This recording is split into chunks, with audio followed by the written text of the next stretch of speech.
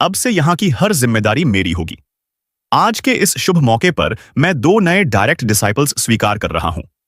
पहला डिसाइपल है ली तियनमिंग और दूसरी डिसाइपल है ली चिंगयू।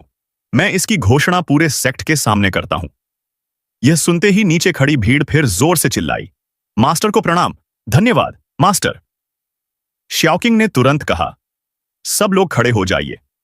हॉल मास्टर युआन हुनन, कृपया इन दोनों को डायरेक्ट डिसाइपल्स के लिए खास तौर पर बनाए गए टोकन्स दे दीजिए।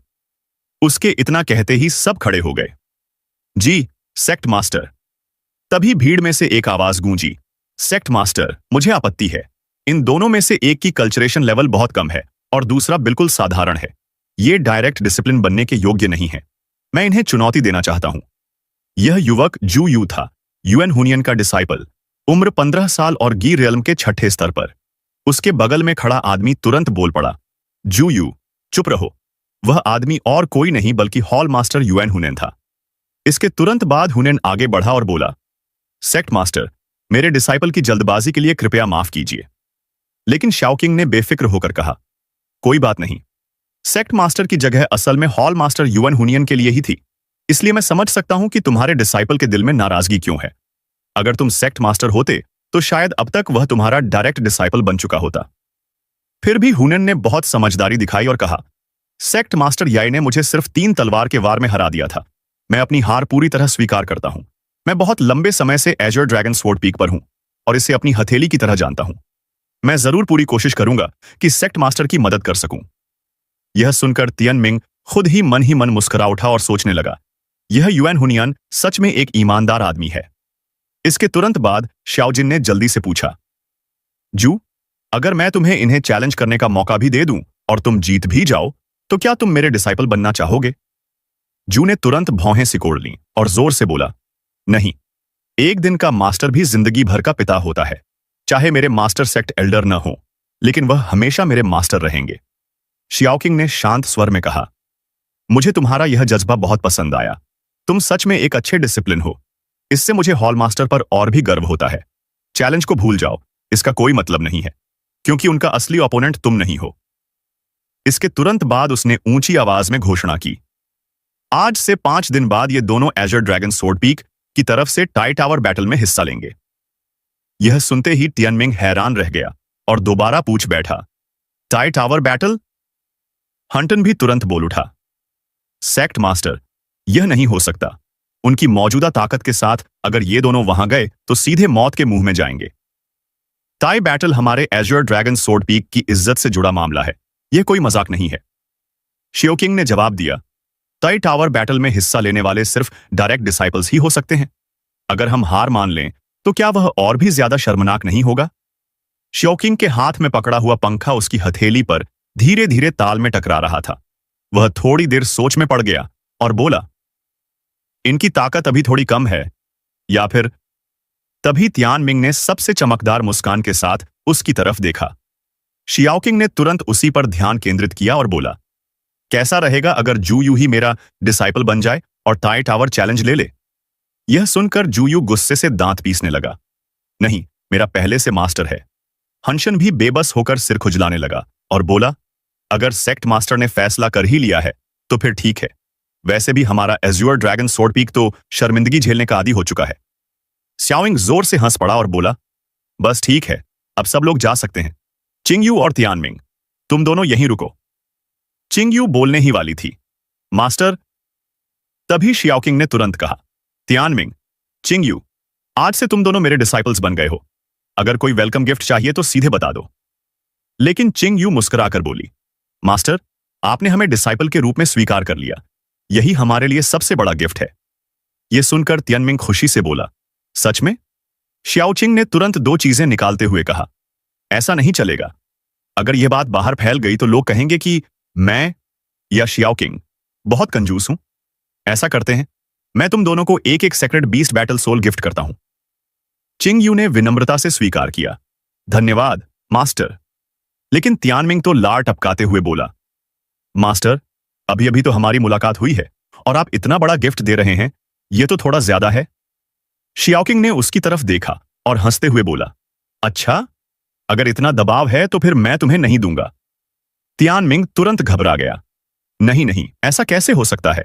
एक सच्चा आदमी अपनी बात से पीछे नहीं हटता, और एक सम्मानित सेक्ट एल्डर भी अपनी बात से मुकर नहीं सकता। तब शियाओकिंग ने समझाया, यह सेक्रेड बीस्ट बैटल सोल 1000 साल से डॉर्मेंट है और अभी इसका कोई मास्टर नहीं है। इसे रिफाइन करने में सिर्फ 5 दिन लगेंगे और ताई टावर क्लैश में यह तुम्हारी बहुत मदद करेगा। अब तियानमिंग थोड़ा गंभीर हो गया और बोला, मास्टर, मैंने कभी ताई टावर के बारे में नहीं सुना। शियाओकिंग ने हाथ में पंखा घुमाते हुए आराम से कहा, जल्दी मत करो, मैं तुम्हें सब बताता हूं। फिर उसने तियानमिंग को ताई टावर के बारे में बताना शुरू किया। ताई टावर ईस्टर्न एम्परर सेक्ट की पवित्र भूमि है और यह एक डिवाइन आर्टिफैक्ट भी है। आमतौर पर सिर्फ सेक्ट एल्डर्स और ताइची डिसाइपल्स ही ताई टावर में कल्टीवेशन कर सकते हैं। बाकी समय यह टावर सील रहता है और कोई अंदर नहीं जा सकता। उसके अनुसार ताई टावर हर 3 साल में एक बार खुलता है और इस बार हर सेक्ट एल्डर को अपने डायरेक्ट डिसाइपल्स में से 2 लोगों को ताई टावर में भेजने का मौका मिला है। ताई टावर में कुल 3 मंजिलें हैं और जो भी लगातार 3 गेट्स पार करके सम्मान के साथ टावर की चोटी तक पहुंच जाता है, वह ताइची डिसाइपल बन सकता है। तियानमिंग, तुम्हें तो पता होगा कि ताइची डिसाइपल का स्टेटस कैसा होता है ना? तियानमिंग थोड़ा हैरान होकर बोला, डिसाइपल को बस इतना पता है कि यह किसी भी डिसाइपल को मिलने वाला सबसे ऊंचा दर्जा है और पूरे सेक्ट में सिर्फ सेक्ट एल्डर्स और हॉल मास्टर्स ही उनसे ऊपर होते हैं। तियानमिंग की आंखों में दृढ़ता आ गई और उसने कहा, यह तो होली स्काई पैलेस के सेक्रेड सन जैसा दर्जा है। शियाओकिंग ने पंखा हिलाते हुए कहा, तुम गलत नहीं हो, सिर्फ सेक्ट एल्डर्स ही ताइची डिसाइपल्स को मैनेज कर सकते हैं और वह भी काउंसिल ऑफ एल्डर्स के जरिए। इसके अलावा ताइची डिसिपल्स को पूरे ईस्टर्न एम्परर सेक्ट के सबसे बेहतरीन कल्चरेशन रिसोर्सेज मिलते हैं, जैसे कि ताई टावर में कल्चरेशन करने की अनुमति। यह सुनकर तियानमिंग थोड़ा घमंडी सा हो गया और बोला, लेकिन कल्टीवेशन रिसोर्सेज की बात करें तो ली क्लैन की एंसेस्ट्रल लैंड शायद इससे भी बेहतर है। फिर उसने शियाओकिंग की तरफ देखते हुए पूछा, तो क्या ताई टावर क्लैश बहुत कठिन होता है? आमतौर पर 66 लोगों में से कितने सफल होते हैं? शियाओकिंग का चेहरा थोड़ा ठंडा हो गया और वह बोला, क्या मजाक कर रहे हो? आमतौर पर अगर एक भी सफल हो जाए तो बहुत किस्मत की बात मानी जाती है और कई बार तो कोई भी सफल नहीं होता। उसने आगे बताया कि ताई टावर कुल 3 मंजिलों में बटा हुआ है।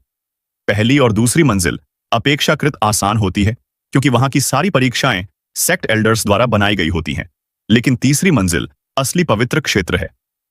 वहां डिसाइपल्स को क्या सामना करना पड़ता है, यह खुद सेक्ट एल्डर्स को भी नहीं पता।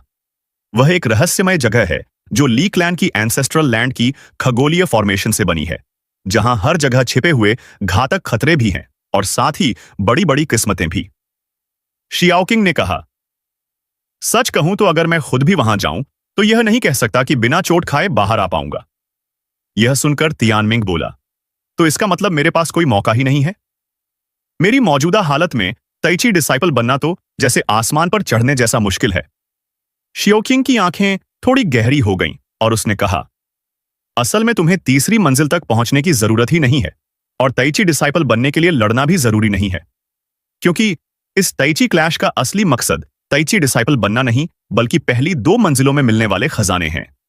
तियानमिंग हैरान हो गया, कैसे खजाने? शियाओकिंग ने जवाब दिया, पहली मंजिल का इनाम ऐसा है जो किसी कंपेनियन बीस्ट को सीधे तीसरे दर्जे का सेक्रेड बीस्ट बना सकता है और साथ में top grade earth level divine source भी देता है। यह सुनते ही तियानमिंग का चेहरा पीला पड़ गया। Earth level divine source? वह मन ही मन हैरान रह गया, क्योंकि तीसरे दर्जे के सेक्रेड बीस्ट वाला बीस्ट मास्टर आसानी से अर्थली सेंट रियल्म की छोटी तक पहुंच सकता है, यानी यह तो बहुत बड़ा फायदा था। शियाओकिंग ने आगे कहा, दूसरी मंजिल का खजाना सेक्ट एल्डर्स तय करते हैं। मुझे भी नहीं पता कि वह क्या है, लेकिन उसकी कीमत पहली मंजिल के खजाने से कम 3 गुना ज्यादा होती है। यह सुनकर तियानमिंग और भी हैरान रह गया।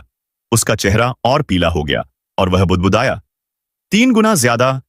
क्या ये लोग इतने अमीर हैं? लेकिन अगले ही पल उसके चेहरे पर हल्की सी चालाक मुस्कान आ गई, क्योंकि भले ही तीनों मंजिल पार करके ताइची डिसाइपल बनना बेहद मुश्किल बताया गया था, असल में आगे की 2 मंजिलों में जो खजाने हैं उनका आकर्षण सच में बहुत बड़ा है। यह सुनने के बाद चिंगयू ने धीरे से कहा, मास्टर, तो क्या 5 दिन बाद हम सीधे ताई टावर ही जाने वाले हैं? मुझे याद है कि 3 साल पहले कुछ मुकाबले अभी भी डोंग वोंग में ही हुए थे। शियाओकिंग ने उसके सवाल का जवाब दिया, पिछले वर्षों के नियमों के अनुसार पहला बैटलफील्ड डोंगहोंग में होता है। वहां 2 क्वालिफाइंग राउंड्स होंगे और आखिर में 17 लोग चुने जाएंगे जो टाई टावर के समिट बैटल में प्रवेश करेंगे। यही पूरा टाई समिट बैटल माना जाता है। फिर उसने नियम समझाए। 2 क्वालिफाइंग राउंड्स के बीच आधे महीने का समय आराम और तैयारी के लिए दिया जाता है और दोनों राउंड्स खत्म होने के 1 महीने बाद असली टाई समिट बैटल शुरू होता है। यह सुनकर तियानमिंग के मन में खुशी की लहर दौड़ गई। इसका मतलब था कि असली टाई समिट बैटल अभी 50 दिन दूर है और उसकी मौजूदा कल्टीवेशन स्पीड के हिसाब से शायद उसके पास सच में एक मौका हो सकता है। उसकी आंखों में दृढ़ निश्चय चमक उठा और उसने मन ही मन सोचा, अगर सब ठीक रहा लॉन्ग टांसी, तो अगली बार जब हम मिलेंगे तब मैं भी एक ताइची डिसिप्लिन बन चुका होऊंगा। इसके बाद दृश्य चिंटेन माउंटेन पर बदल जाता है, जहां चारों तरफ पूरी खामोशी थी। वहां खड़ी एक कैरेज के अंदर यू और शेंडू बैठे थे। तभी अचानक एक ऊंची आवाज सुनाई दी, जिससे शेंडू ने अपनी आंखें खोल दी। Big brother! वह आदमी दौड़ता हुआ अंदर आया। शेंडू ने पूछा, शांगचिंग, क्या तुम सफल हो गए? शानचोंग ने खुशी से बताया, मैं सफल हो गया बिग ब्रदर। मेरा होली सिटी बीस्ट दूसरे स्टेज में इवॉल्व हो गया है। थोड़ी देर रुककर उसने और कहा, और ब्लड लाइन कल्चरेशन के जरिए मेरा कल्चरेशन रियलम भी तेजी से बढ़कर यूनिटी रियलम के 6th लेवल तक पहुंच गया है। शेंडू संतोष से मुस्कुराया, बुरा नहीं, आखिरकार तुम 13 साल की उम्र में उस स्तर तक पहुंच गए जहां मैं था। शांग छांग हैरान रह गया और बोला, बिग ब्रदर, आप तो सच में राक्षस जैसे हो, मैं आपकी बराबरी नहीं कर सकता। वह हंस पड़ा और उसके टूटे हुए दांत साफ दिखाई देने लगे। फिर उसने कहा, लेकिन यह ब्रेक थ्रू अभी मेरे लिए बहुत काम का है। अब मैं इतना ताकतवर हो गया हूं कि ली तियानमिंग तो बस कचरा है। फिर वह थोड़ी देर रुका और पूछा, बिग ब्रदर, क्या फादर को ली तियानमिंग के बारे में पता है? शेंडू ने जवाब दिया, बिल्कुल पता है, लेकिन उन्होंने कुछ नहीं कहा। शांग चेन गुस्से से भर गया, क्यों? वह अब ग्रैंड एल्डर का डायरेक्ट डिसिप्लिन बन चुका है, हमें उसे खत्म कर देना चाहिए ना? शेंडू ने समझाया, शैनचेंग, अब वह समय नहीं रहा जो कई दशक पहले था।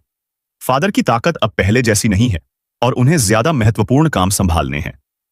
कोई भी जीनियस क्यों ना हो, फादर उसे आसानी से कुचल सकते हैं, इसलिए वह उसे ज्यादा महत्व नहीं देते। डोंगवोंग सेक्ट के अंदर तो कोई भी मेरे लायक ओपोनेंट नहीं है और वैसे भी मुझे टाई बैटल की तैयारी करनी है। फिर उसने सहजता से कहा, यह ली तियानमिंग शायद एक ठीक ठाक ओपोनेंट हो सकता है, इसलिए मैं उसे तुम्हारे लिए छोड़ देता हूं। एक ताकतवर दुश्मन को हराना तुम्हारे भविष्य की कल्टीवेशन और मानसिक मजबूती के लिए बहुत फायदेमंद होगा।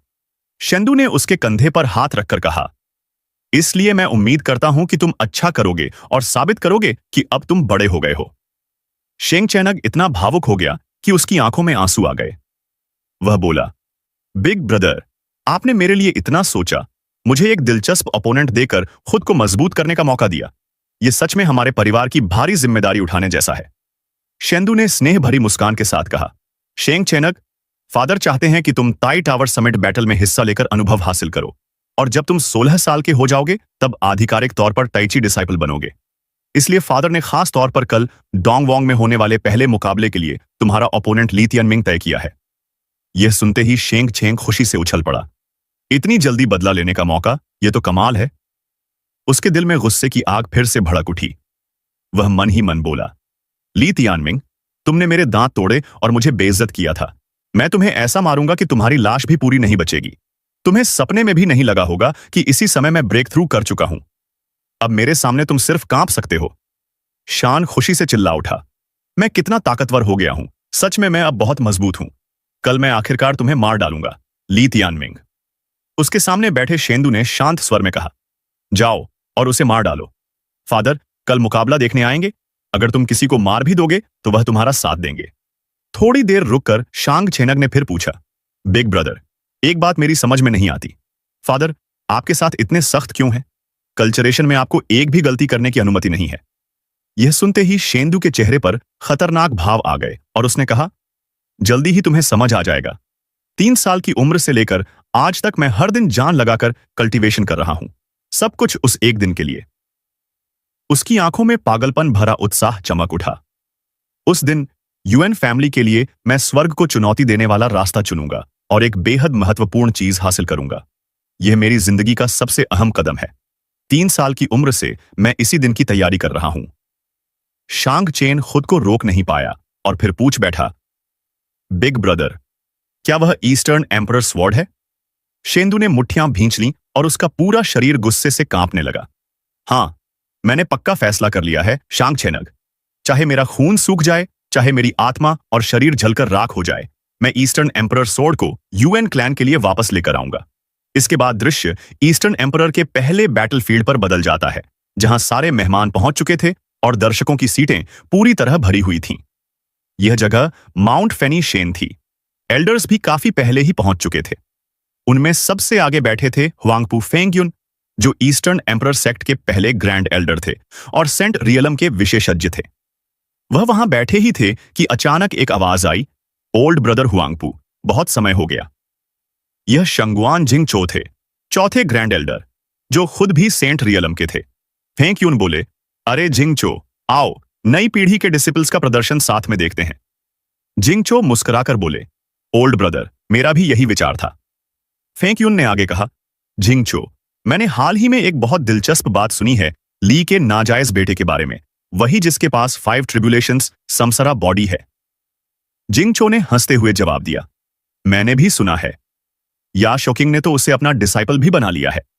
सुना है वह आधे महीने में लगातार 2 रियल्म्स पार कर गया और अपने से ऊंचे रियल्म के ओपोनेंट्स को भी हरा सकता है। जिंगचो लगभग निश्चित था कि उसके पास सच में 5 ट्रिब्यूलेशन समसारा बॉडी है, जो ली क्लैन सेंट ट्राइब के पूर्वजों के आशीर्वाद का संकेत है। फेंगयुन ने कहा, जो भी हो, या शॉकिंग का उसे डिसिप्लिन बनाना साफ तौर पर युआन क्लैन के खिलाफ एक कदम है। उसकी नजर अचानक ठंडी हो गई और उसने कहा, मुझे लगता है कि बहुत जल्द ये फैमिली और ली तियानमिंग दोनों पर एक बड़ी विपत्ति आने वाली है। इसी बीच भीड़ में लगातार फुसफुसाहट और चर्चा गूंज रही थी, क्योंकि सब जानते थे कि युआन क्लैन के वे दोनों लोग ईस्टर्न एम्परर स्वॉर्ड को पाने के लिए पूरी तरह दृढ़ संकल्पित हैं।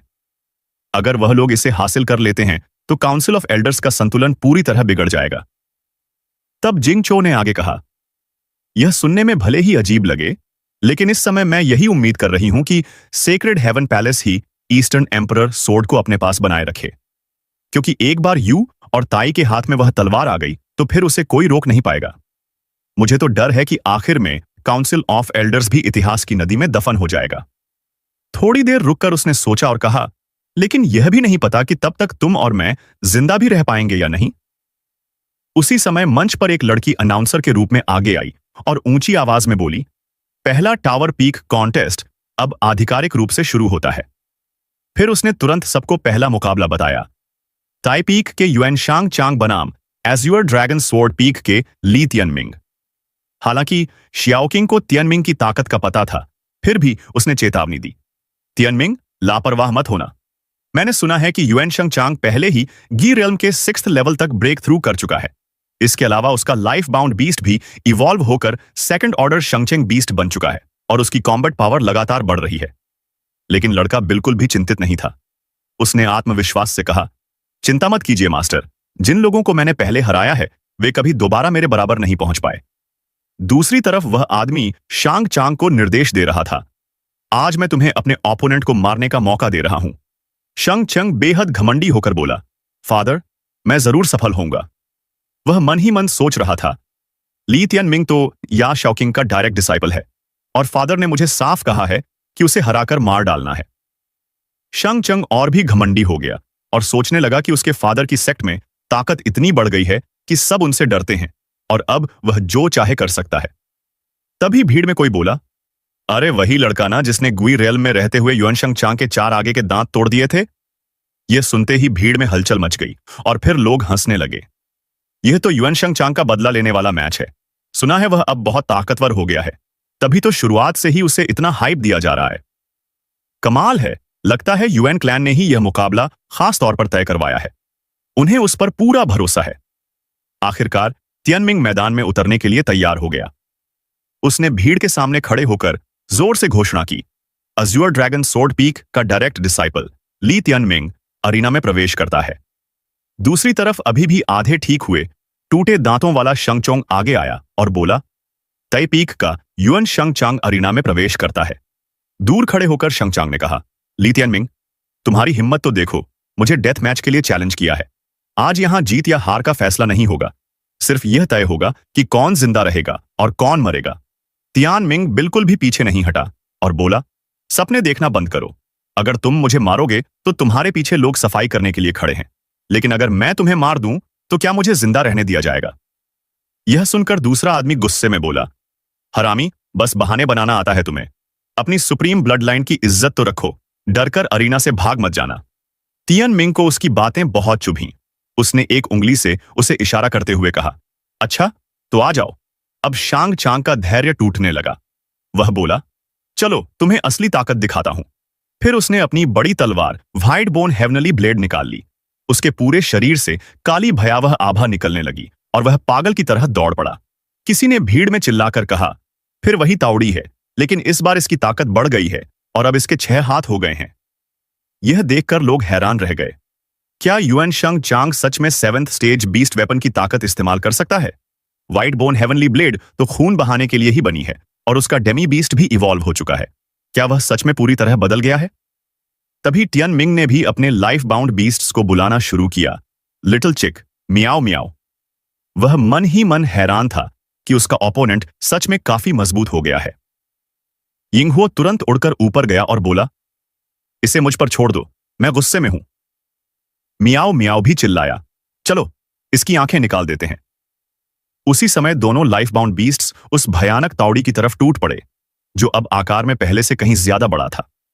नीचे जमीन पर तियान मिंग और शांग चांग भी जबरदस्त स्पीड और ताकत के साथ एक दूसरे की तरफ दौड़ रहे थे। उनकी तलवारें टकराईं और इतनी तेज आवाज हुई कि कान सुन्न हो जाए। पहले ही टकराव में इतनी भयंकर लड़ाई शुरू हो गई कि दर्शक सांस रोककर देखने लगे। सिर्फ पहले ही वार में उनकी स्पिरिट एनर्जी के जबरदस्त टकराव से उनके पैरों के नीचे की जमीन और पत्थर तक टूटने लगे। उनकी आंखें मिलीं। शांग छेनग ने ठान लिया था कि आज वह तियान मिंग की जान लेकर ही रहेगा और अपने अपमान का बदला लेगा। लेकिन कुछ ही पलों की भिड़ंत के बाद उसके दिल में डर सा बैठ गया। वह मन ही मन सोचने लगा, यह क्या हो रहा है? मैं इसे बिल्कुल दबा ही नहीं पा रहा। क्या यह भी और मजबूत हो गया है? तभी तियान मिंग ने मौका देखकर कहा, अरे दोस्त, ध्यान मत खोना, असली मजा तो अभी बाकी है। इसके तुरंत बाद उसने अपनी स्पिरिट एनर्जी इकट्ठी की और अर्थ फाइंड स्वॉर्ड पल्स टेक्निक का इस्तेमाल किया, जिससे उसका ओपोनेंट हवा में उछल गया। लेकिन वह यहीं नहीं रुका। तियान मिंग ने लगातार हमला जारी रखा। Human fiend sword ghostly dance, heavenly fiend sword gods wrath. यह दृश्य देखकर भीड़ में फुसफुसाहट होने लगी। यह क्या हो रहा है? गिर तो सिर्फ एक ही तरफ रहा है। युएन शंग चंग को पूरी तरह कुचला जा रहा था। यह दृश्य सच में अविश्वसनीय था। उधर यिंगहुओ भी अपने ओपोनेंट को ध्यान से देखने लगा और बोला, उस बड़े काले जानवर का पूरा शरीर सख्त कवच से ढका हुआ है, लेकिन मुझे नहीं लगता कि नीचे वाला हिस्सा भी ढका होगा। उसके नट्स पर हमला करो। इतना कहते ही वह और मियाओ मियाओ दो तरफ बंट गए और दोनों तरफ से तावड़ी पर हमला करने लगे, जिससे वह पूरी तरह भ्रमित हो गया। यह देखकर भीड़ में कई लोग अपने निचले हिस्से को पकड़कर खड़े हो गए और बोले, धत्त, सिर्फ देखकर ही दर्द हो रहा है। 2 के खिलाफ एक और इतना घटिया वार। दूसरी तरफ शांग छेनग यह सब देखकर और बर्दाश्त नहीं कर पाया। इस गंभीर स्थिति में उसने दांत भींच लिए और खुद से कहा कि वह हार नहीं सकता। तुरंत उसने अपने लाइफ बाउंड बीस्ट को मेंटल मैसेज भेजा, अगर हम हार गए तो सब कुछ खत्म हो जाएगा, जल्दी मेरी मदद करो। लेकिन जब उसने अपने तौड़ी की तरफ देखा तो उसकी आंखें फैल गईं और जबड़ा खुला रह गया, क्योंकि उसकी हालत तो उससे भी ज्यादा खराब थी। उसी समय टियन मिंग ने मौका देखकर सीधे शंग चंग के चेहरे पर मुक्का मारा, जिससे उसके मुंह से खून की बड़ी धार निकल गई। उस मुक्के के बाद वह सीधे जमीन पर मुंह के बल गिर पड़ा, बिल्कुल दयनीय हालत में। तभी टियन मिंग का पैर तेजी से उसके चेहरे पर आकर टिक गया। शंग चंग यह सब स्वीकार नहीं कर पा रहा था और चिल्लाया, मैं हार गया, धिक्कार है। क्यों? फिर भी वह धमकी देना नहीं भूला। ली तियन मिंग, ज्यादा घमंड मत करो, मैं तुम्हें इससे 10,000 गुना ज्यादा दर्द दूंगा। लेकिन टियन मिंग बिल्कुल शांत था। उसने कहा, यह सब बचाकर रखो, बेहतर होगा कि घर जाकर थोड़ा और दूध पी लो। उसी समय रेफरी ने अपनी बाहों को एक्स के आकार में क्रॉस किया और ऊंची आवाज में घोषणा की, मुकाबले का फैसला हो चुका है, दोनों फाइटर्स तुरंत रुक जाएं। तियान मिंग भीड़ के सामने खड़ा था। तभी रेफरी ने उसका नाम ऊंची आवाज में पुकारा। इस मुकाबले के विजेता हैं एज़्योर ड्रैगन सोर्ड पीक के ली तियन मिंग और उन्हें अगले प्रेपरेटोरी राउंड में प्रवेश की अनुमति दी जाती है। यह सुनते ही स्टैंड्स में जोरदार तालियों और शोर की गूंज उठी। लोग उत्साह से चिल्लाने लगे, यंग सेक्ट मास्टर कमाल का है, हमने तो सोचा था यह मजाक है, लेकिन यह तो सच में एक लेजेंड निकला। असली मजाक तो यूएन शनकिंग बन गया था। गुयू और हुनियन यह दृश्य देखकर पीले पड़ गए। हुनियन ने अपने पसंदीदा डिसाइपल की तरफ देखकर पूछा, अब तो यकीन हो गया? गुयू का स्वभाव सीधा साधा था। उसने गहरी सांस लेकर कहा, हाँ, अब यकीन हो गया। अब से कोई शक नहीं करेगा कि वह 5 ट्राइबुलेशंस समसारा बॉडी वाला हेवन डिफाइंग मॉन्स्टर है। दरअसल ह्यूनियन के मन में भी अपने विचार थे। उसने सोचा, इन कुछ दिनों में मैं समझ गया हूं और मैं या शाओकिंग की भी इज्जत करने लगा हूं। सच कहूं तो उसमें एज्योर ड्रैगन स्वॉर्ड पीक को बेहतर बनाने की क्षमता है। यह नया sect master azure dragon sword peak के डिसाइपल्स को सिर उठाकर चलने का मौका दे रहा है। इसके बाद दृश्य फिर शंगचेंग के घर की तरफ बदल जाता है, जहां माहौल इतना भारी था कि अंदर मौजूद लोग जोर से सांस लेने की भी हिम्मत नहीं कर रहे थे। तैकेन गुस्से से अपने बेटे को घूरते हुए बोला, वहीं खड़े रहो तुम दानव, यहां मत आना। शंगचेंग डरते हुए बोला, जी। शेंदू ने आदर से झुककर कहा, फादर, शांग छेनग ने पहले कभी इतनी बेइज्जती नहीं झेली। बड़े भाई होने के नाते मैं खुद उसके लिए बदला लेना चाहता हूं। ल्यूई का यह बेटा थोड़ा दिलचस्प है, मैंने पहले उसे कम आंका था। लेकिन तैकंग ने ठंडे स्वर में कहा, इस मामले में दखल मत दो, इसे युएन जेन ही संभालने दो। तुम्हें हमेशा याद रखना चाहिए कि तुम्हारा सबसे बड़ा मिशन क्या है। शेंदू अंदर से गुस्से में था और अपने छोटे भाई का बदला लेना चाहता था, लेकिन वह समझदार भी था, इसलिए बोला, फादर, मैं समझ गया। तैकंग ने आगे कहा, तुम गलत नहीं हो, यह लड़का थोड़ा दिलचस्प है, लेकिन वह लीवुड नहीं है। यह सुनकर शेंदू का चेहरा अंधेरा पड़ गया और उसने भौहें सिकोड़कर पूछा, क्यों? तैकंग ने ठंडी आवाज में कहा, क्योंकि उस समय मुझे उससे बेहतर कोई नहीं समझता था। उसकी आवाज में क्रूरता भरी थी। चाहे वह 10 ट्रिब्यूलेशंस रीइंकार्नेशन बॉडी ही क्यों ना हो, मेरे सामने वह बस एक मक्खी से ज्यादा कुछ नहीं है। मुझे बस या शॉकिंग को दांव समझाना होगा और मैं उसे किसी भी समय मार सकता हूं। फिर तैकंग बोला, अगर मुझे ईस्टर्न एम्परर सोर्ड मिल गया तो मैं या शॉकिंग को भी मार सकता हूं और पूरे ईस्टर्न एम्परर सेक्ट को अपने सामने झुकने पर मजबूर कर सकता हूं। बेटे, क्या तुम समझते हो कि इस सब की असली कुंजी क्या है? शेंदू कोई मूर्ख नहीं था। उसने तुरंत जवाब दिया, फादर, मैं समझता हूं। जब तक हमारे पास ईस्टर्न एम्परर स्वॉर्ड होगा, तब तक 5 ट्रिब्यूलेशंस रीइंकार्नेशन बॉडी वाले 10,000 जीनियसेस भी बेकार हैं। तैकंग ने ठंडे स्वर में कहा, अच्छा है कि तुम समझते हो, अब जाओ। शंगचांग जमीन पर घुटनों के बल बैठा हुआ था और मुश्किल से सांस लेने की हिम्मत कर पा रहा था, क्योंकि उसे अपनी कमजोरी का एहसास था। जब बाकी लोग चले गए तो तैकंग धीरे धीरे अपने बेटे के पास आया और बोला, शेंगचांग, अगले 3 सालों के लिए जो सबसे बेहतरीन चीजें मैंने तुम्हारे लिए तैयार की थीं, वे सब युआन जेन को दी जाएंगी। 3 साल बाद मैं चाहता हूं कि तुम तैची डिसाइपल बनो और अपने बड़े भाई के रास्ते पर चलो। वह थोड़ा रुका और ठंडे स्वर में जोड़ा, वरना तुम्हें हमारे पूर्वजों के सामने अपनी जान देकर प्रायश्चित करना होगा। एक असफल व्यक्ति यूएन फैमिली का वारिस बनने के लायक नहीं होता। शांग चेन डर से हकलाते हुए बोला, जी फादर। फिर उसने अपना सारा गुस्सा उस लड़के ली तियनमिंग पर निकालते हुए मन ही मन कहा, मेरी यह हालत सब तुम्हारी वजह से है। मैं जरूर तुमसे इसका बदला लूंगा। वह दांत भींचकर कसम खा ही रहा था कि अचानक दर्द से कराह उठा। बहुत दर्द हो रहा है। इसके बाद दृश्य फिर स्टैंड्स की तरफ जाता है, जहां रेफरी ने घोषणा जारी रखी, अब हम प्रतियोगिता के दूसरे मुकाबले की ओर बढ़ेंगे। ली चिंगयू और सू यीरोन ने रेफरी की बात सुनी और चिंगयू धीरे धीरे अपनी ओपोनेंट की तरफ बढ़ने लगी। वह लड़की सू यीरोन थी, जो यूनिटी स्टेज के 7th लेवल पर थी और बेहद घमंडी स्वभाव की थी। उसने तिरस्कार से कहा, ली चिंगयू, आओ, मैं तुम्हें चोट नहीं पहुंचाऊंगी। तभी बगल में खड़े शाओकिंग ने चिंगयू से कहा, सुयान यूनिटी स्टेज के 7th लेवल पर है, तुम अभी उसकी बराबरी नहीं कर सकती। सीधे फॉरफिट कर दो ताकि अपना ट्रम्प कार्ड छिपा सको। तुम्हारी टैलेंट से 1 साल के अंदर तुम उससे आगे निकल जाओगी। चिंगयू ने अपने मास्टर की बात सुनी और तुरंत बोली, मैं फॉरफिट करती हूं। रेफरी ने खुश होकर जोर से घोषणा की, ली चिंगयू मुकाबला छोड़ती है और लड़ने का अधिकार त्यागती है, इसलिए विजेता है सुयीरान। यीरान ने ठंडे अंदाज में नाक से आवाज निकाली और मुड़कर चल दी। कितना बोरिंग, मैं तो भाई शेंग चांग के लिए बदला भी नहीं ले पाई। वह थोड़ा घमंड में थी, लेकिन मन ही मन खुश भी थी कि बिना लड़े ही वह अगले दौर में पहुंच गई। फिर रेफरी ने खुशी से कहा, मैं घोषणा करती हूं कि प्रतियोगिता का अगला दौर आधे महीने बाद होगा। वह अरीना के सामने खड़ी होकर ऊंची आवाज में बोली, सभी लोग कृपया व्यवस्थित तरीके से अरीना से बाहर जाएं। इसके बाद दृश्य एज्योर ड्रैगन सोर्ड पीक पर बदल जाता है, जहां तियानमिंग की आवाज सुनाई देती है। मास्टर, आप क्या सोच रहे हैं? शियाओकिंग ने जवाब दिया, मैं सोच रहा हूं कि आधे महीने बाद तुम मुकाबला जारी रखोगे या नहीं। तियानमिंग समझ नहीं पाया कि वह क्या कहना चाहते हैं। उसने तुरंत कहा, अभी कहना मुश्किल है। शियाओकिंग ने गंभीर स्वर में कहा, मुझे बस डर है कि अगर तुम ताई टावर में गए तो खतरे में पड़ सकते हो। यह सुनकर तियानमिंग हैरानी से बोला, क्या ताइकंग सच में किसी को मारने की हिम्मत करेगा? शियाओकिंग ने कहा, वह खुद ऐसा नहीं करेगा, उसे तुमसे कोई फर्क नहीं पड़ता, लेकिन टाई पीक के मुकाबले में आने वाले डिसाइपल्स जरूर कर सकते हैं।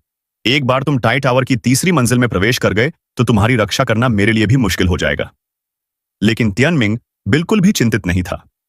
उसने शांत स्वर में कहा, अगर सिर्फ दूसरे डिसाइपल्स की बात है तो मास्टर निश्चिंत रहें।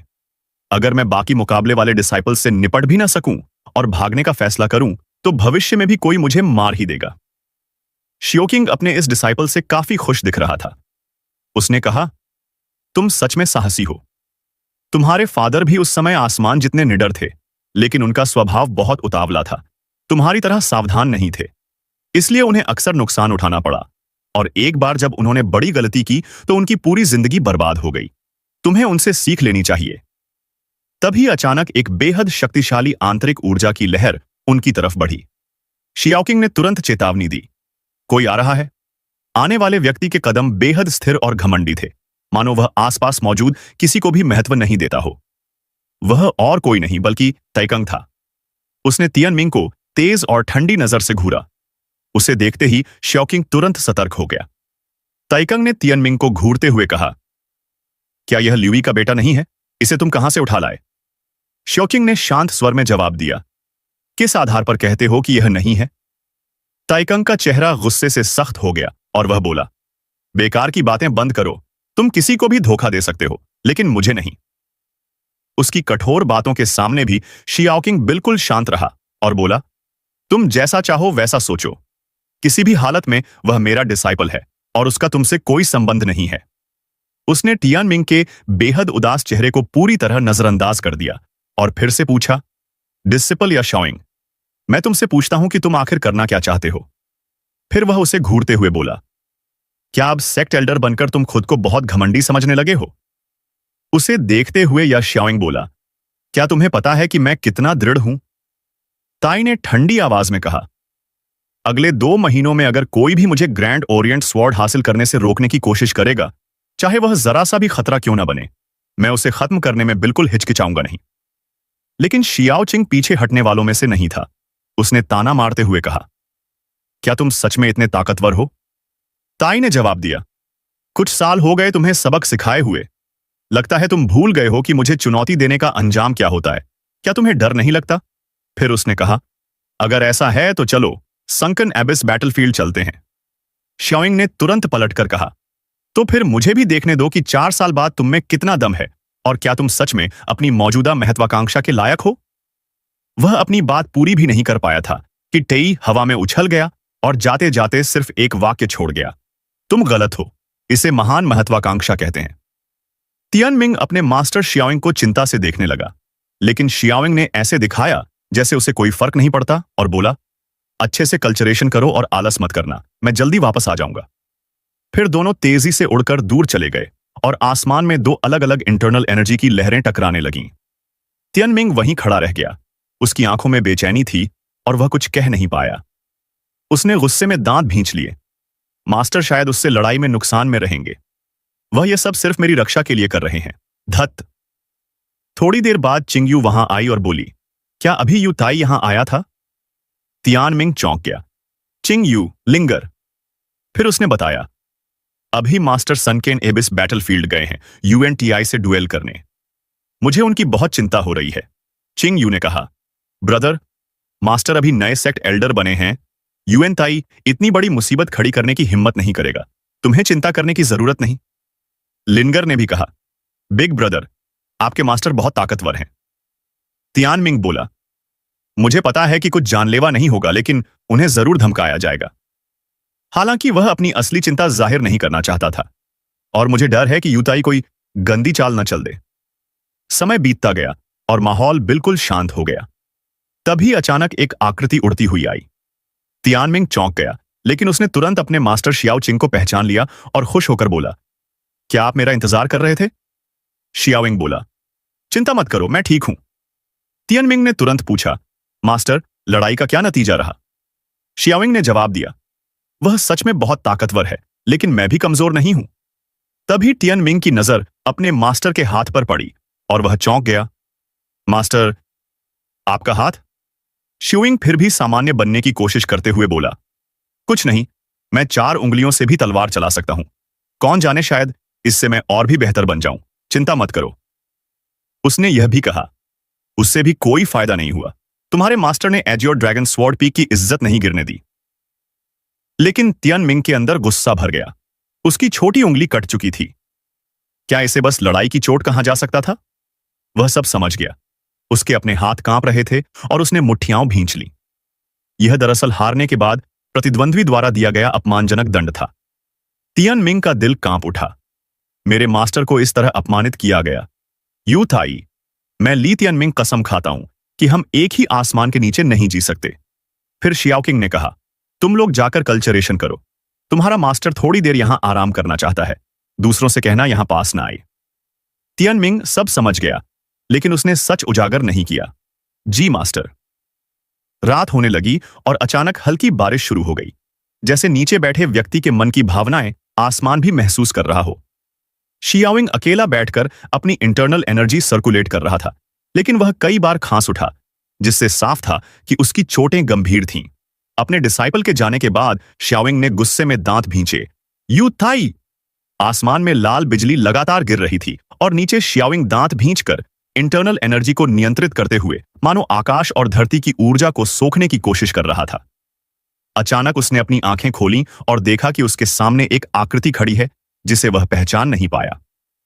यह बिल्कुल अप्रत्याशित था। उसके सामने खड़ा था वॉडिश, जो किसी अग्नि दानव की तरह लग रहा था। उसके शरीर के चारों ओर क्रोध की लपटें उठ रही थीं। शियाओइंग उसे देखकर चौंक गया और चिल्लाया, क्या तुम पागल हो? तुरंत वापस जाओ, बस एक आखिरी कदम बाकी है, नहीं तो सब बेकार हो जाएगा। वॉडिश गुस्से में बोला, उन्होंने तुम्हारी एक उंगली काट दी, तुम कैसे उम्मीद करते हो कि मैं यह सह लूं?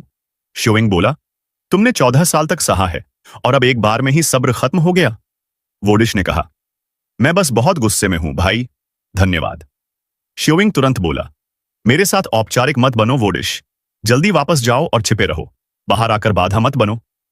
वॉडिश ने चुपचाप उसे घूरा और मन ही मन कसम खाई, बस मुझे थोड़ा और समय दो, फिर मैं पुराने और नए सारे हिसाब एक साथ चुकता कर दूंगा। शियाओइंग बोला, ठीक है, मैं भी देखना चाहता हूं कि तुम कितने ताकतवर बने हो।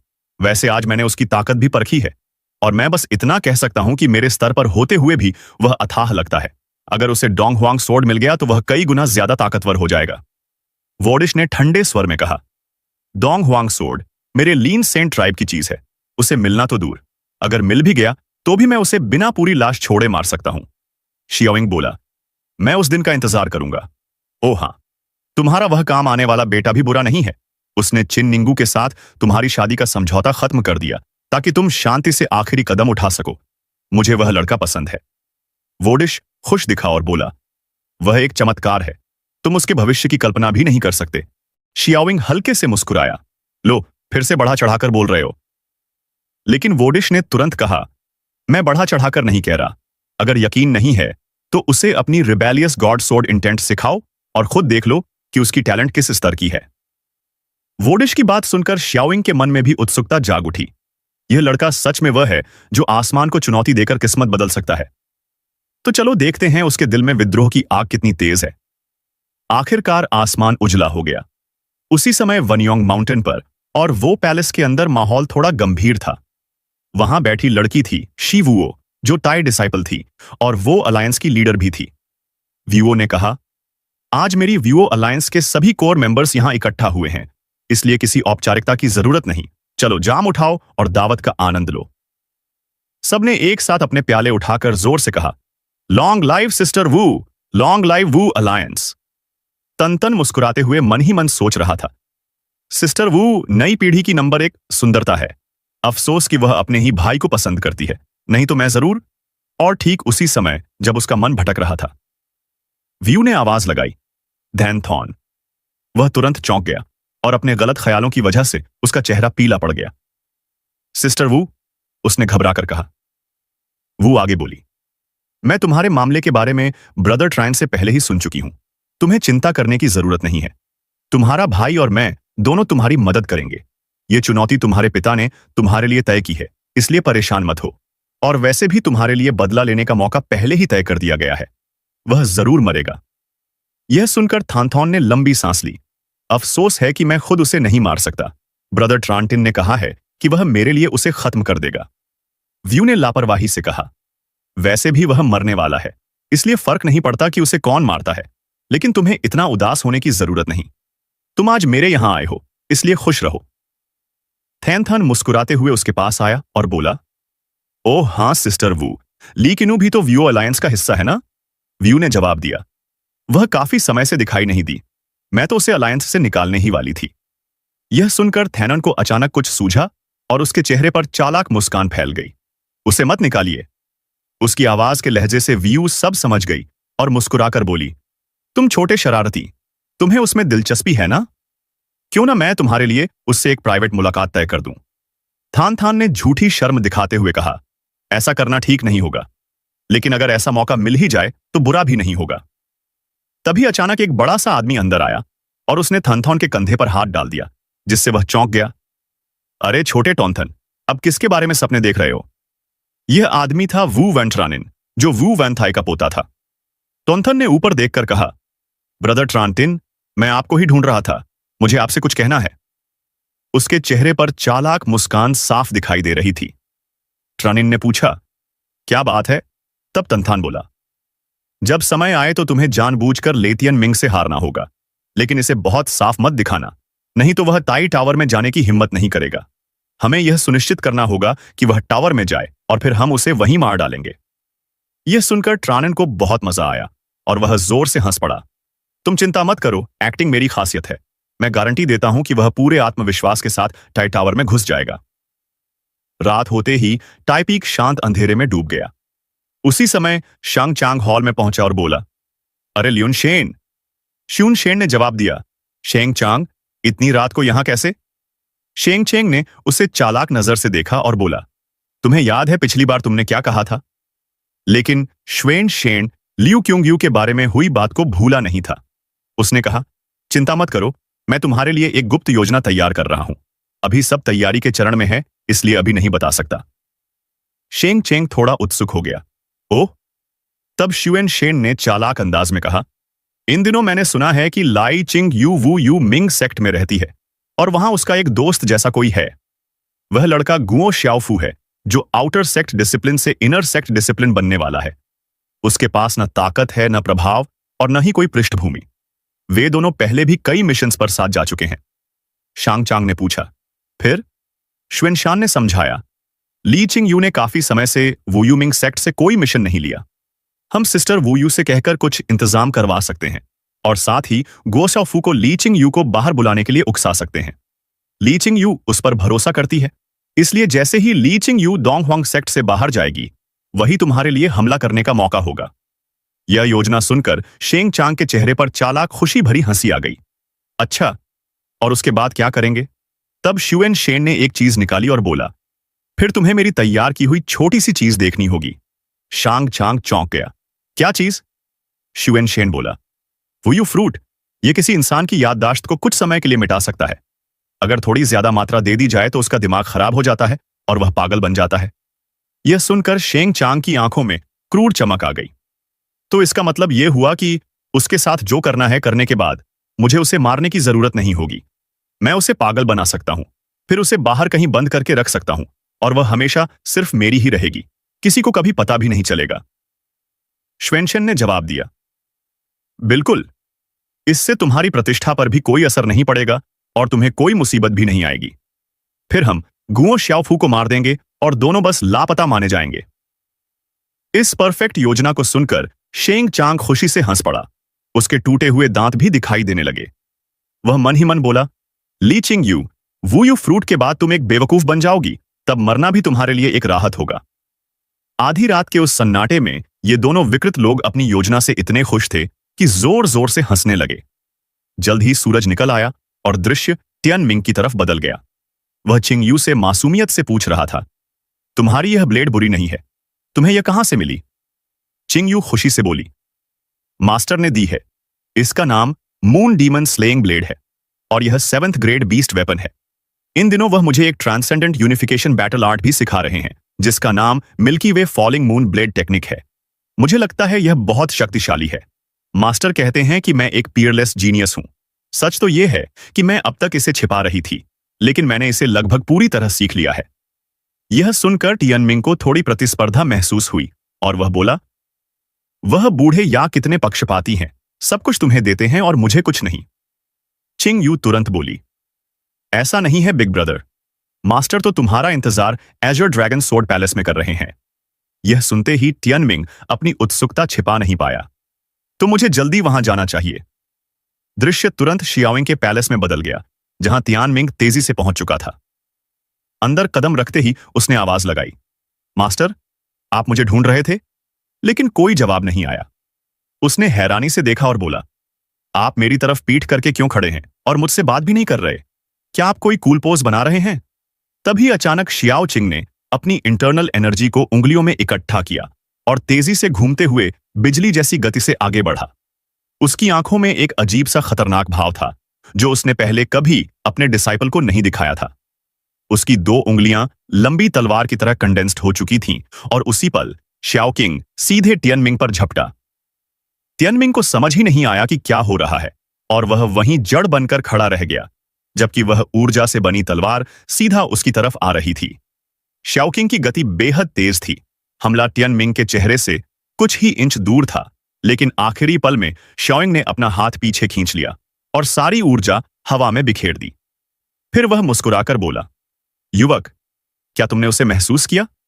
टियनमिंग ने सीधा जवाब दिया, महसूस तो किया, आप अपने ही डिसाइपल को मारने की कोशिश कर रहे थे।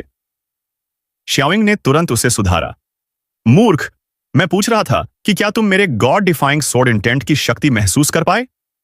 लेकिन टियनमिंग इस पर खास प्रभावित नहीं हुआ। वह आराम से नाक में उंगली करते हुए बोला, बस ठीक ठाक ही था। धत्त, क्या आप यह मुझे सिखाने की कोशिश कर रहे हैं? टियनमिंग ने बाहर से लापरवाही दिखाते हुए कहा, लेकिन अंदर से वह बेहद प्रभावित था। मैंने सिर्फ महसूस ही नहीं किया, यह तो बिल्कुल डरावना था। मेरी heaven earth man 3 kills sword से भी ज्यादा ताकतवर। मैं तो लगभग डर के मारे पेशाब कर देता।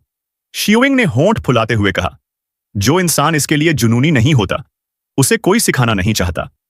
फिर वह मुड़कर खड़ा हो गया, नहीं, अगर तुम इसे इतना हल्का समझते हो तो यहीं खत्म करते हैं। लेकिन टियनमिंग अभी भी पीछे हटने वाला नहीं था। अरे, भले ही यह बस ठीक ठाक हो, मैं इसे थोड़ा बहुत संभाल सकता हूं। शियाओइंग ने तुरंत चुनौती दी, थोड़ा बहुत संभाल सकते हो? अगर तुम 1 महीने के अंदर गॉड डिफाइंग स्वॉर्ड इंटेंट की पहली चाल में महारत हासिल कर लो तो मैं आज से तुम्हारा डिसाइपल बन जाऊंगा। यह सुनते ही टियनमिंग बेहद उत्साहित हो गया। सच में? तो फिर पक्का शर्त लग गई। शियोइंग ने थके हुए अंदाज में कहा, मैंने बहुत से नादान जूनियर्स देखे हैं जो समझते थे कि हेवनली विल कॉम्बैट आर्ट्स आसान होते हैं, लेकिन आखिर में वे सब मेरे सामने मूर्खों की तरह रोते हुए दिखाई दिए। टियनमिंग ने तुरंत पलटकर कहा, लेकिन मैं तो पहले से तैयार हूं कि सेक्ट एल्डर को अपना डिसिप्लिन बना लूं। शियाओइंग उसे थोड़ा सबक सिखाने के लिए तैयार था। चलो बाहर चलते हैं, मैं तुम्हें असली गॉड डिफाइंग सोर्ड इंटेंट दिखाता हूं। टियनमिंग बेहद खुश था, लेकिन फिर भी चिढ़ाते हुए बोला, क्या आप मुझसे हारने से डर रहे हैं, इसीलिए जानबूझकर मुझे लापरवाही से सिखा रहे हैं? शियाओइंग चिल्लाया, बकवास, मैं तुमसे डरूंगा? कितनी हास्यास्पद बात है। थोड़ी ही देर में दोनों पहाड़ के नीचे पहुंच गए। शियाओइंग ने अपनी तलवार निकाली और कहा, ध्यान से देखो। फिर उसने समझाना शुरू किया, गॉड डिफाइंग सोर्ड इंटेंट एक ऐसा कॉम्बैट आर्ट है जो हेवनली विल से भी ऊपर है। यह एक सेंट लेवल कॉम्बैट आर्ट है जो हेवनली विल कॉम्बैट आर्ट से भी ज्यादा शक्तिशाली है। अगर तुम इसे साध लोगे तो यह यूनिफिकेशन सुपर्ब कॉम्बैट आर्ट्स से भी कहीं ज्यादा ताकतवर होगा। शियाओइंग ने टियनमिंग को समझाते हुए आगे कहा, इतनी गहरी तलवार कला के बाद भी तुम मुझसे शर्त लगाने की हिम्मत करते हो। सच में तुम्हें अपनी औकात का अंदाजा नहीं है। इस गॉड डिफाइंग सोर्ड इंटेंट की असली गहराई एक ही शब्द में है, डिफाई। डिफाई एक तरह की इच्छा शक्ति है, झुकने से इनकार करने की इच्छा, विद्रोह की इच्छा, नियम तोड़ने की इच्छा और उससे भी बढ़कर आसमान को चुनौती देकर किस्मत बदल देने की इच्छा। यह गॉड डिफाइंग सोर्ड इंटेंट तुम्हारे ली सेंट क्लैन के पूर्वजों ने बनाया था, और क्योंकि तुम्हारे पास minor life calamity bloodline है, इसलिए तुम इस तरह की इच्छा को आसानी से समझ सकते हो। इतना कहकर शियाओइंग ने सिखाने के साथ साथ प्रदर्शन भी शुरू किया। पहली तलवार का नाम है डिफाइंग माउंटेन्स एंड रिवर्स। उसने बस तलवार को सीधा घुमाया और उसकी शक्ति सैकड़ों हजार फीट तक फैल गई।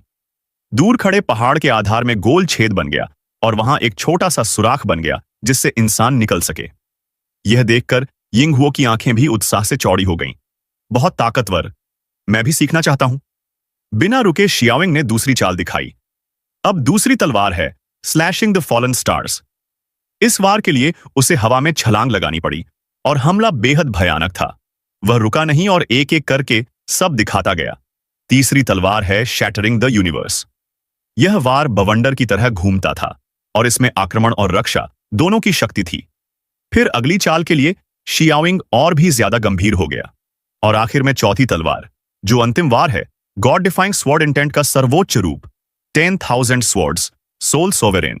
यह असली सेंट लेवल कॉम्बैट आर्ट है। यही वही तलवार है जो मैंने हॉल में दिखाई थी। इस वार से पहले से भी बड़ा गुफानुमा छेद बन गया। फिर उसने पूछा, तुमने साफ देखा? मैंने सिर्फ एक बार दिखाया है। सबसे मुश्किल हिस्सा सोर्ड इंटेंट है। ये 4 तलवारें असल में एक ही तलवार मानी जाती हैं, क्योंकि शुरुआत से अंत तक केवल एक ही इच्छा होती है, सोर्ड गॉड की इच्छा। फिर उसने एक किताब निकालकर तियनमिंग को दी। यह कॉम्बैट आर्ट मैनुअल लो और इसे समझो। अब तुम अभी अभी देखे गए मेरे वारों को याद करके अभ्यास करोगे। तियनमिंग ने खुशी खुशी किताब ले ली। धन्यवाद मास्टर, मैं अभी से अभ्यास शुरू करता हूं और मैं अभी भी इंतजार कर रहा हूं कि आप मेरे डिसिप्लिन बने। शियाओइंग बैठकर आराम करने लगा और बोला, मेरे प्रदर्शन के बाद भी तुम इतनी अकड़ से बोल रहे हो। अच्छा है, तुम्हारे अंदर लड़ने की भावना है, मैं इंतजार करूंगा। वह तियानमिंग को ध्यान से देख रहा था। इस लड़के की लड़ने की भावना बहुत मजबूत है। अगर यह दूसरा द्वार पार कर लेता है तो शायद टाई टावर जाने की जिद करेगा। अगर टाई टावर जाने से पहले यह गॉड डिफाइंग सोर्ड इंटेंट सीख ले और अपनी कल्टीवेशन बढ़ा ले तो शायद इसके पास सच में लड़ने का मौका होगा। लेकिन तभी पहली ही कोशिश में तियनमिंग ने बिल्कुल वैसा ही वार कर दिया, डिफाइंग माउंटेन्स एंड रिवर्स। वह शुरुआत से ही आत्मविश्वासी था और अब बस शर्त जीतने का इंतजार कर रहा था। इसलिए उसने मुड़कर शियाओइंग से कहा कि अब उन्हें उसका डिसिप्लिन बन जाना चाहिए, चाहे उन्हें एक नए नोविस को ही गुरु मानना पड़े। यह देखकर शियाओइंग पूरी तरह स्तब्ध रह गया। जिस मार्शल आर्ट को सीखने में मैंने पूरी जिंदगी लगा दी, यह लड़का सिर्फ देखकर कैसे सीख सकता है? जरूर मेरी आंखें धोखा खा रही हैं। उसने जो किया वह गॉड डिफाइंग सोर्ड इंटेंट नहीं हो सकता। लेकिन तियनमिंग बिल्कुल गंभीर नहीं था और मजाक में बोला, मास्टर, आप मुझे ऐसे क्यों घूर रहे हैं? कहीं आपकी कोई अजीब सी आदत तो नहीं? शियाओइंग चिल्लाया, अरे बदमाश, मुझे यकीन नहीं होता, फिर से करो। तियनमिंग ने तुरंत वही वार दोबारा कर दिया। उसकी चाल साफ, तेज और निर्णायक थी। शियाओइंग हक्का बक्का रह गया। कुछ और बार करोगे तो यह तो हाथ पलटने जितना आसान हो जाएगा। आखिर वह पैर पटकते हुए चिल्लाया, तुम प्रतिभाशाली हो, बिल्कुल बेमिसाल प्रतिभा। तियानमिंग बार बार उसे याद दिलाने लगा कि यह तो बस छोटी सी बात है और बाद में उसे इसकी आदत हो जाएगी। या फिर क्या आप सच में मेरे डिसाइपल नहीं बनना चाहते? शियाओइंग गुस्से से बोला, चुप रहो, मैंने कब कहा कि मैं तुम्हारा डिसाइपल बनूंगा? फिर उसने हार को जीत में बदलते हुए लड़के के सिर पर हाथ फेरा और सोचा कि जिंदगी भर उसके पास ऐसा सुपर जीनियस डिसाइपल रहेगा, जो काफी रोमांचक बात है। फिर उसने कहा, अब तुम मेरे लिए पूरी मेहनत से अभ्यास करोगे, तब तक जब तक दाव में महारत हासिल न कर लो। चाहे तुम कितनी भी तेजी से सीखो, लेकिन घमंड या लापरवाही बिल्कुल नहीं करनी, समझे? तियानमिंग ने आज्ञाकारी होकर कहा, समझ गया, मुझे अपना मिशन पता है, मैं घमंडी कैसे हो सकता हूं? शियाओइंग ने तुरंत एक बेहद कीमती तलवार निकाल ली। बहुत अच्छा, यह हथियार मैं तुम्हें देता हूं, 7th tier beast armament, black nether dragon sword. इसमें 3rd tier saintly demonic beast black nether demonic dragon का खून समाया हुआ है। अगर तुम उस खून की शक्ति को जगा सके तो इस तलवार के फायदे तुम्हारी कल्पना से भी ज्यादा होंगे। यह अविश्वसनीय खजाना हाथ में लेते हुए तियनमिंग हैरान रह गया। धन्यवाद मास्टर। जब तियानमिंग ने तलवार हाथ में ली तो शियाओकिंग ने देखा कि तलवार तुरंत प्रतिक्रिया देने लगी। वह चौंक गया क्योंकि यह दानवी तलवार फिर से इस लड़के के साथ रेजोनेंस कर रही थी। उसने मन ही मन सोचा, क्या राक्षस है यह? तो 5 ट्राइबुलेशंस रीइंकार्नेशन बॉडी सच में इतनी डरावनी होती है। तभी तो ली सेंट क्लैन के पहले पूर्वज एंशिएंट सेंट रियलम तक पहुंच सके थे। जब तक यह बच्चा मरता नहीं, यह देर सबेर आसमान को जरूर चुनौती देगा। समय बीतता गया।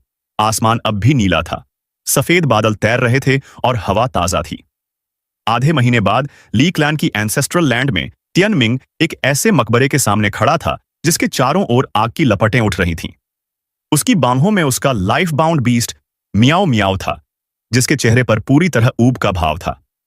तियानमिंग पद्मासन लगाकर उस भड़कती आग के बीच कल्टीवेशन कर रहा था और अचानक उसके शरीर के चारों ओर रोशनी का घेरा चमक उठा। वह जोर से चिल्लाया, मैंने ब्रेक थ्रू कर लिया, यूनिटी रेल्म का 3रा स्तर। लेकिन पास ही कोई सो रहा था जिसे शोर से नींद खुल गई और वह बड़बड़ाने लगा, क्या तुम किसी को सोने भी दोगे या नहीं? इतना शोर क्यों कर रहे हो? ब्रेक थ्रू करना क्या इतना बड़ा मामला है? इनविंसिबल उठकर बैठ गया और झुंझलाकर बोला, यह आदमी तो पूरा कल्टीवेशन पागल है। मुझे तो सोने के लिए भी शांत जगह नहीं मिलती। तियानमिंग ने उसकी तरफ ध्यान ही नहीं दिया, बस अपने हाथों को देखकर सोचने लगा, यह ब्रेक थ्रू बहुत महत्वपूर्ण है। इन आधे महीने में मेरी इमॉर्टल आर्ट्स और सोर्ड इंटेंट दोनों में प्रगति हुई है और ईविल डीमन तथा ब्लैक नेदर ड्रैगन सोर्ड के साथ कल ईस्टर्न एम्परर बैटलफील्ड में कोई गलती नहीं होनी चाहिए। तभी फेलिंग प्रकट हुआ और उसके कंधे पर हाथ रखकर बोला, बिग ब्रदर, तुम्हारे पास मैं भी हूं। तियानमिंग मुस्कुराकर बोला, लिंगर मेरा सीक्रेट वेपन है। जब तक कोई बहुत महत्वपूर्ण पल नहीं आता, तुम्हें कुछ करने की जरूरत नहीं। दोनों साथ खड़े होकर आगे की ओर देखने लगे। तियानमिंग के चेहरे पर उम्मीद और उत्साह साफ दिखाई दे रहा था। अब बस कल का अच्छा शो देखने का इंतजार है। अगले दिन वेन्यू में लिन लिंग मंच पर खड़ी होकर साफ आवाज में बोली, मैं घोषणा करती हूं कि दूसरा सिलेक्शन राउंड शुरू हो चुका है। इस चुनौती से उन लोगों का चयन होगा जो 1 महीने बाद होने वाले फाइनल में प्रवेश करेंगे। नीचे बैठे उत्साहित दर्शकों को देखकर लिन लिंग ने आगे कहा, अब स्वागत करें उन 2 प्रतियोगियों का जिनका सभी को इंतजार था। इसी बीच स्टैंड्स में चिंग यू और तियानमिंग शांत बैठे देख रहे थे। चिंग यू ने पूछा, आज तुम्हारा ओपोनेंट कौन है? तियानमिंग ने सहजता से जवाब दिया, वही जो तुम्हारे पिछले मुकाबले में था। चिंग यू ने समझाया कि वह लड़की और युएन शेंटिंग एक कपल हैं और दोनों यूनिटी रेल्म के 7वें स्तर पर हैं। यह सुनकर तियानमिंग थोड़ा चौंक गया। एक कपल? चिंग यू का चेहरा गंभीर हो गया। ब्रदर युआनिंग वही है जो तुम्हें सबसे ज्यादा मारना चाहता है और सू यिरान पूरी तरह उसी के प्रति समर्पित है। यह सुनकर तियानमिंग व्यंग्य से हंस पड़ा। यह तो बिना बताए भी समझ आ जाता। चिंग यू और भी गंभीर हो गई। उन दोनों के अलावा तुम्हें 2 और लोगों से सावधान रहना होगा। एक है चेन श्याओजी, जो 7वें सेक्ट एल्डर चेन नानतियान का सीधा पोता है। उसकी कल्चरेशन यूनिटी रियलम के 8वें स्तर पर है और उसका life bound beast 2nd tier saintly beast है, ब्लू हॉर्न्ड यूनिकॉर्न।